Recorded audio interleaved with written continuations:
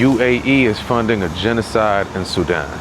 This is not new, but honestly it's been difficult to gather public support because they're using black mercenaries to kill black people. But now videos have started to emerge, horrible, gruesome mass murders. I asked my father how long it's been going on. He says since the beginning of time.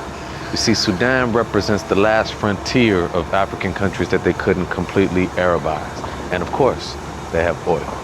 This millennia-long attempt by Arab powers to take over Sudan and Northern Africa is exactly how Egypt went from looking like this to looking like this.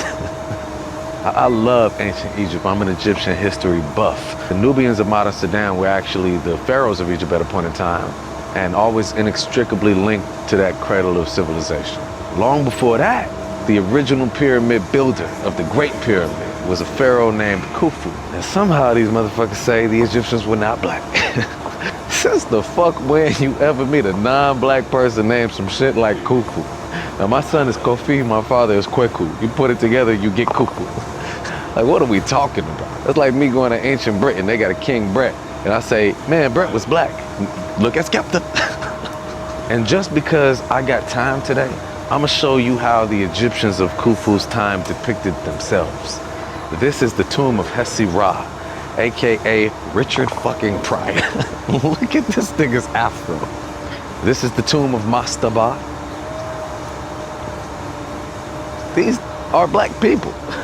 The Egyptians depicted themselves in a lot of shades, many of them brown, because the concept of race as we know it today is a fallacy. But to try to erase the fact that they were black is some stupid shit. Back to Sudan. My father's best friend in university was a man named John Garang.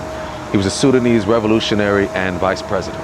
He fought proxy Arab militias that would eventually morph into the modern day RSF, the group carrying out the genocide.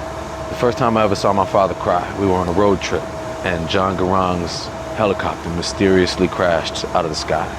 It's burned into my memory. The destruction of African people by the Arab world is an ancient tale. Our freedom is not only to be won from the Europeans, it's just as necessary to break free from the abuses of the Middle East. But look, the Middle East Arab people are not a monolith. We're very connected. There's a lot of love, but it's shit to address too.